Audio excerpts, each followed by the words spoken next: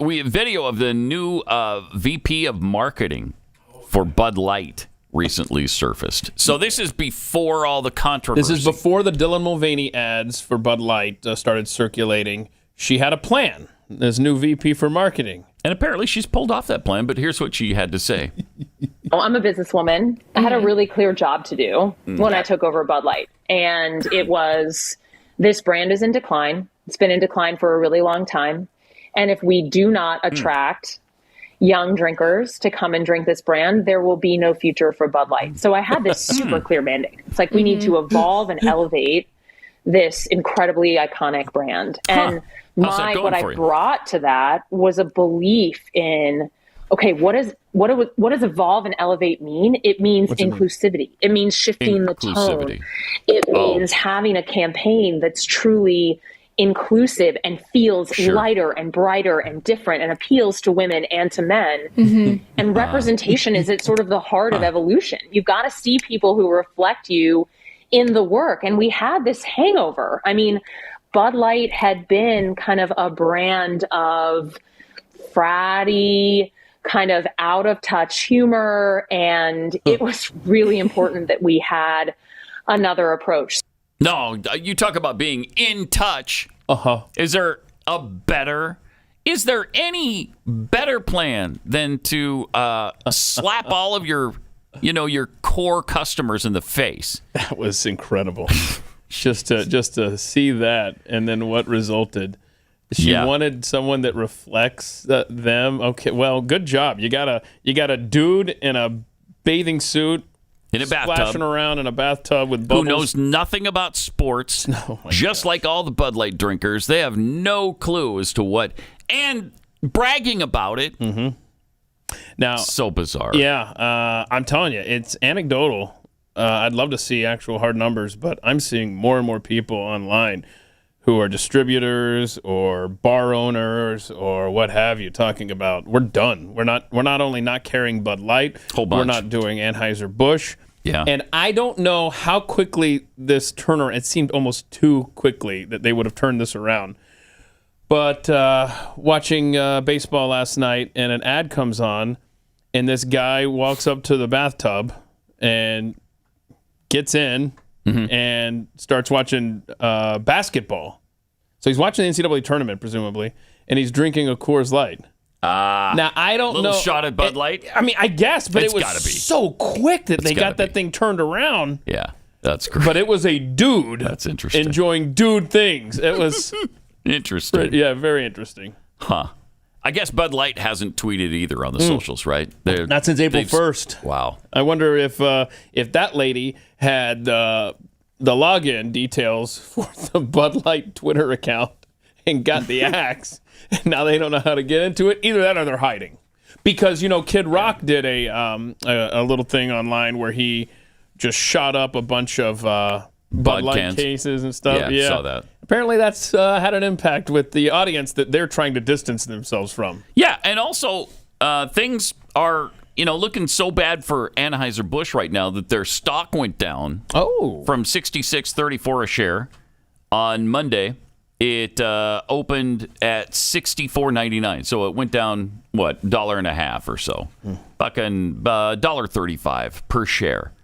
So that's a fairly significant slide in a day.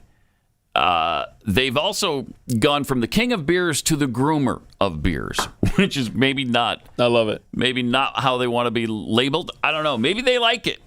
Maybe the new marketing person loves that. That's going to sell to the young people, isn't it? I bet you, and there's no way to prove this unless you have a source on the inside at Anheuser-Busch, but what if I bet that lady had them prepping aluminum cans with the trans flag or something, that wouldn't surprise me at all. Getting them ready to roll out. Trans flag, the rainbow flag, and then, something. And they're just like, okay, wait, all right, let's just hold off on that for a minute. Apparently Cracker Barrel is racist again, or still, or I don't know.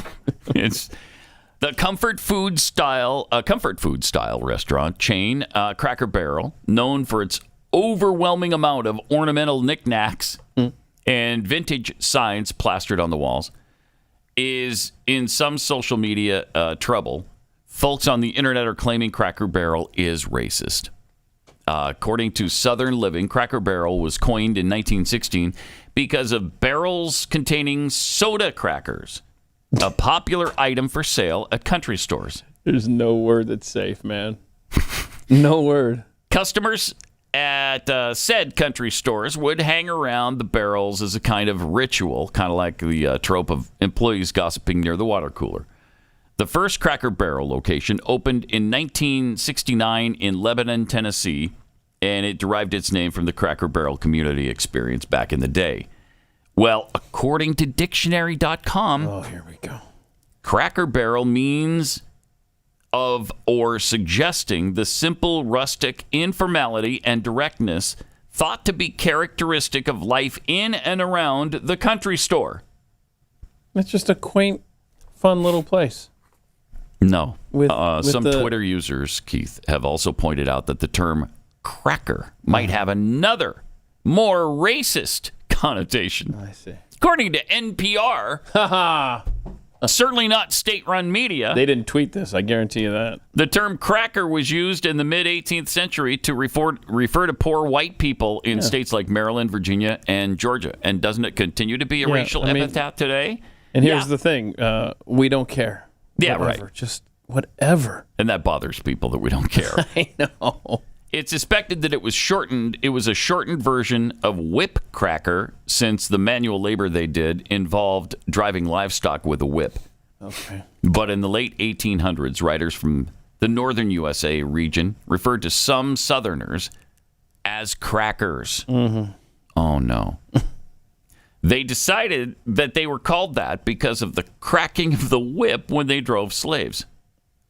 Okay, so we are going a long way to the well. Really trying. We're going to make this thing racist one way or another. Man. Users on Twitter also claimed that a Cracker Barrel was a barrel used to hold whips, though there is currently no historical evidence to back up that claim. They're just throwing it out there. Yeah, we're going to put that in the story just because. Yeah.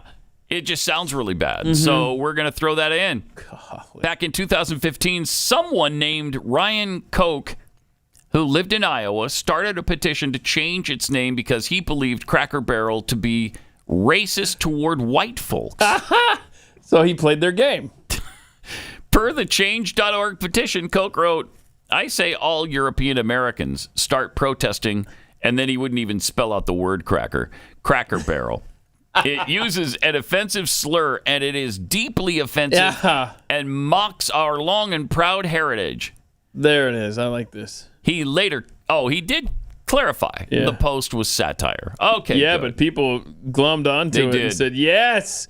In fact, does that story reference the logo? Can you put the logo back up? Look at that crazy. See how it goes off the K from cracker and it curves around? That's a whip. That's a whip, Pat.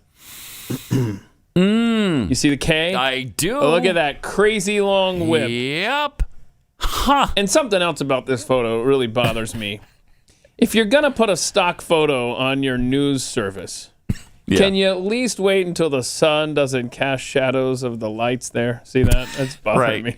That really bothers me. They could have just come back a few hours later and gotten a clean shot there.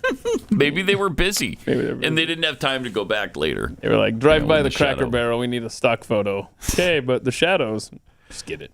It does show you that we're in a position where we really have to work at it to try to make something that's offensive to us. Yep. I mean, you really have to go a long way to the well.